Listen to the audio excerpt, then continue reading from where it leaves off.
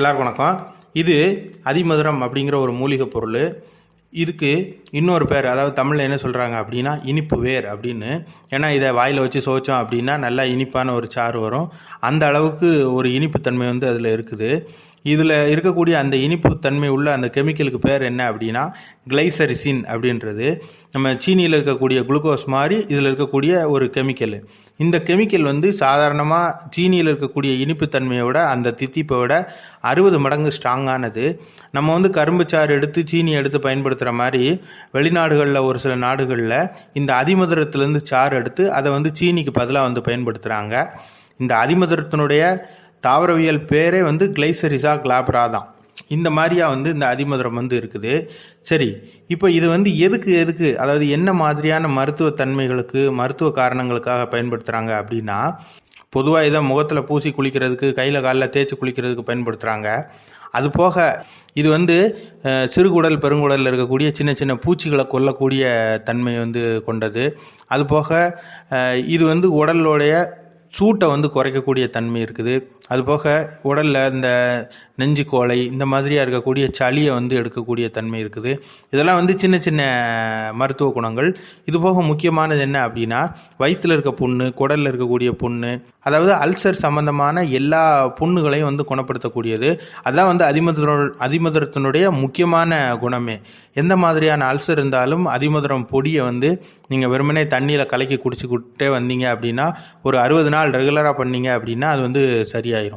இதால் ஓட்ட முடியாத ஒரு அல்சரே கிடையாது. இதை முதல்ல அதிமதுரம் பவுடர் பயன்படுத்துறதுக்கு முதல்ல என்ன செய்யணும் அப்படின்னா, இதை நீங்கள் வெந்நிலையோ பால்லையோ கொதிக்க வச்சு குடிக்கணும் அப்படின்னு அவசியம் இல்லை. வெறுமனே அதிமதுரம் பவுடர் எடுத்து தண்ணியில் கலக்கிட்டு ஃபில்டர் பண்ணிவிட்டு அப்படியே குடித்தா கூட போதுமானது. இன்னொரு பக்கம் சாதாரணமாகவே எல்லா மூலிகை பொருளையும் சுத்தி பண்ண சொல்லுவாங்க. அதாவது வெறுமனே தண்ணியில் வச்சு கழுவுறது இந்த மாதிரி வேலை இல்லாமல் சித்த மருத்துவ முறைப்படி சுத்தி பண்ணோம்னா அதில் இருக்கக்கூடிய நம்ம கண்ணுக்கு தெரியாத மாசுக்கள்லாம் போயிருமா. அப்படி மாசுக்கள்லாம் போன அப்புறம் பயன்படுத்தினா அது இன்னும் நல்லா எஃபெக்டாக இருக்கும் அப்படின்னு சொல்லுவாங்க. அதுக்கு இந்த அதிமதுரத்துக்கு என்ன செய்யணும், எப்படி சுத்தி பண்ணணும் அப்படின்னா, இந்த அதிமதுரம் வேரில் தோல் இருக்கும். இந்த தோலை நீக்கிட்டு அதுக்கு பிறகு பவுட்ரு பண்ணால் தான் நல்லா கேட்குமா, அவ்வளோ எஃபெக்டிவாக இருக்குமா. அதுக்கு நம்ம என்ன செய்யணும் அப்படின்னா, தண்ணிக்கு பதிலாக பாலை பயன்படுத்தி இட்லி வேக வைக்கிற மாதிரி அதிமதுரத்தை வேக வைக்கணும். தண்ணி வச்சு கிடையாது, பாலை வச்சு தான் வேக வைக்கணும். அப்போது அது பால் மூலம் பிட்டவியல் அப்படின்னு சொல்கிறது. அதாவது பிட்ட அவிக்கிற மாதிரி அவிக்கிறோம், பாலை வச்சு அவிக்கிறோம். அப்படி அவிக்கும்போது அந்த தோல் ரொம்ப மிருதுவாயிரும். அப்புறம் அந்த தோலை பிச்சு தூர போட்டுட்டு தோல் நீக்கிற அந்த அதிமதுரம் குச்சிகளை மட்டும் வெயிலில் நல்லா காய வச்சு அதுக்கப்புறம் அதை மிஷினில் அரைச்சி பவுடர் ஆக்கணும். இப்படி பவுடராக்கி பயன்படுத்தினா நல்லா வேலை செய்யுமா.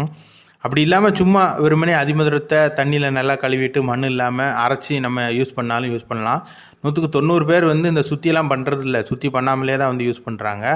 அதிமதுரத்தை அரைச்சி பவுடர் ஆக்குறதுல என்னென்னா, நம்ம சின்ன சின்ன குச்சிகளாக இருக்க அதிமதுரத்தை அதிகமாக போட்டோம் அப்படின்னா அந்த குச்சிகளுடைய வெயிட்டை பொறுத்த வரைக்கும் பார்த்திங்கன்னா, குச்சியோட வெயிட் 80% அப்படின்னா அந்த தோலோட வெயிட் ஒரு 20% வந்துடும் காம்போசிஷனில்.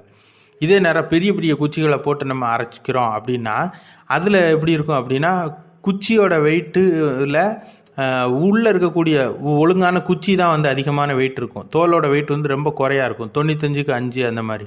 அப்படி இருக்கிறது ரொம்ப அருமையாக வேலை செய்யும் அப்படின்னு சொல்கிறாங்க. இந்த அதிமதுரம் பொதுவாக மலை பகுதிகளில் விளையக்கூடியது. பயிரும் பண்ணுறாங்க, விவசாயம் பண்ணுற மாதிரி. இப்போ சைனாலெலாம் பார்த்திங்கன்னா இதனுடைய சர்க்கரையை தான், அந்த கிளைசரிசின் அப்படிங்கிறத தான் பயன்படுத்துகிறாங்க. அதனால் அவர்கள் நிறையா ஏக்கர் கணக்கில் பயிரிடுறாங்க. அதுலேருந்து தான் அதிகமாக இறக்குமதியாகி நம்ம நாட்டுக்கே வருது. உண்மையில் இது நம்ம நாட்டு பொருள் தான். ஆனால் நம்ம மலையில் மட்டும்தான் இதை விளைய வைக்கிறோம், அங்கங்கே மண்ணிலலாம் விளைய வைக்கிறது இல்லை. அப்போது நம்ம அதிகமாக பயன்படுத்துகிறது வெளிநாட்டிலேருந்து இம்போர்ட்டான ஒரு பொருளை தான் பயன்படுத்துகிறோம். அதுபோக மலைப்பகுதிகளில் இயற்கையாக விளையிறதையும் கலெக்ட் பண்ணி பயன்படுத்துகிறோம். சரி, இந்த வீடியோ உங்களுக்கு பிடிச்சிருந்தால் லைக் பண்ணுங்கள், ஷேர் பண்ணுங்கள், கமெண்ட் பண்ணுங்கள். இதே மாதிரியான வீடியோக்கள் தொடர்ந்து பார்க்கணுன்னா நம்ம சேனலுக்கு சப்ஸ்கிரைப் பண்ணுங்கள். மறக்காமல் பெல் பட்டனையும் ப்ரெஸ் பண்ணுங்கள். நன்றி.